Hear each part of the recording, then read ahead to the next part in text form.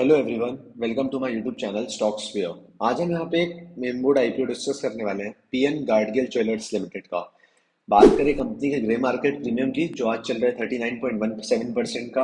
Retail category में 4400 rupees के profit की एक्सपेक्टेशन है। एचएनआई कैटेगरी में 61,600 रुपीज के प्रॉफिट की एक्सपेक्टेशन है।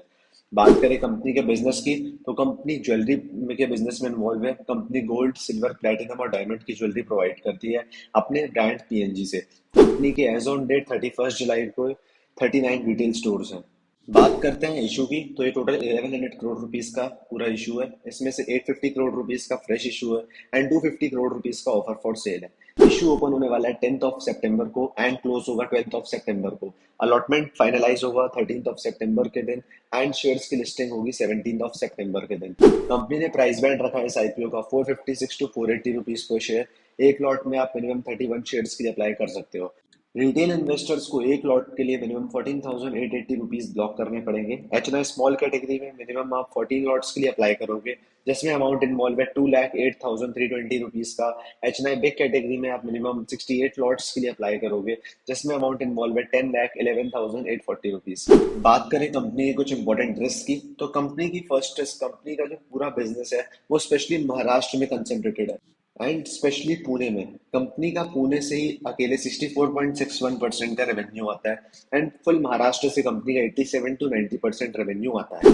बात करें कंपनी की सेकंड रिस्क की, तो कंपनी थर्ड पार्टी आर्टिशियंस मतलब कारीगर्स पे डिपेंडेंट है अपने प्रोडक्ट्स की मैन्युफैक्चरिंग के लिए। अगर वो कारीगर्स की शॉर्टेज होती है या कारीगर्स वो स्पेशल क्वालिटी प्रोवाइड नहीं करके दे पाते हैं कंपनी को, तो कंपनी के ब्रांड या रेपुटेशन पर इसका इम्पैक्ट पड़ सकता है। बात करते हैं अब हम कंपनी की कुछ अदर रिस्क की, तो कंपनी बहुत ही हाईली कॉम्पिटिटिव मार्केट में ऑपरेट करती है। कंपनी के कॉम्पिटिटर्स काफी बड़े हैं, जैसे आप जानते हैं तनिष्क एंड कल्याण ज्वेलर्स जैसे कॉम्पिटिटर्स हैं कंपनी के। अगर कंपनी अपने प्रोडक्ट लॉन्च नहीं कर पाती, इनोवेटिव प्रोडक्ट लॉन्च नहीं कर पाती है, तो कंपनी नए कस्टमर्स अट्रैक्ट नहीं कर पाएगी। कंपनी की जो सेल्स है वो सीजनल फ्लक्चुएशंस पर काफी ज्यादा डिपेंडेंट है। आप जानते हैं कि ज्वेलर्स का जो बिजनेस होता है वो सीजन वाइज होता है। किसी सीजन में बहुत बहुत अच्छा होता है एंड किसी सीजन में वो बहुत खराब भी होता है। अब हम बात करते हैं कंपनी के कुछ इंपॉर्टेंट पॉइंट्स की, तो कंपनी का मैक्सिमम रेवेन्यू सिर्फ इनके एक मेन ब्रांड से आता है, जो कि जिसका नाम पीएनजी है। आप देख सकते हैं उससे कंपनी का 98 टू 100% का रेवेन्यू आता है। कंपनी कई सारी ज्वेलरीज प्रोवाइड करती है, gold, silver, platinum and diamond, but company का जो मेजर रेवेन्यू है वो सिर्फ गोल्ड से आता है।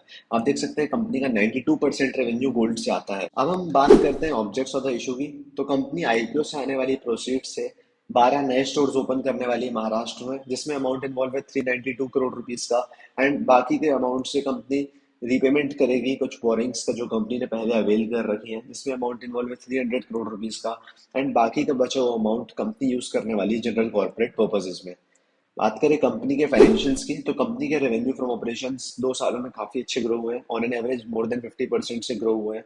कंपनी का प्रॉफिट आफ्टर टैक्स भी पिछले 2 सालों में ऑन एन एवरेज 50% से ग्रो हुआ है। कंपनी की बोरिंग्स थोड़ी सी ज्यादा है, पर नेवरदलेस कंपनी के फाइनेंशियल्स काफी अच्छे हैं। कंपनी अपने ऑपरेशन से भी अच्छा कैश फ्लो कंपनी जनरेट कर पा रही है। बात करें कंपनी के लिस्टेड पेयर्स की, तो कंपनी ने अपने 3 लिस्टेड पेयर्स डिफाइन किए हैं, कल्याण ज्वेलर्स, सेनको गोल्ड एंड थंगामलाई, जो कि आज 101, 45 एंड 42 के पीई पे ट्रेड कर रहे हैं। अब हम इस आईपीओ की वैल्यूएशन वाइज बात करें, तो कंपनी फाइनेंशियल ईयर 24 की एनुअलाइज्ड अर्निंग्स के बेसिस पे 42 का पीई मांग रही है। मेरे हिसाब से ये इशू फुल्ली प्राइस्ड है। कंपनी के कॉम्पिटिटर्स का पी रेशो भी लगभग सेम रेंज में चल रहा है। कंपनी की करंट एनएवी 45.29 पे चल रही है, जिसके बेसिस पे आस्किंग पीबी रेशो 10.60 का आ रहा है।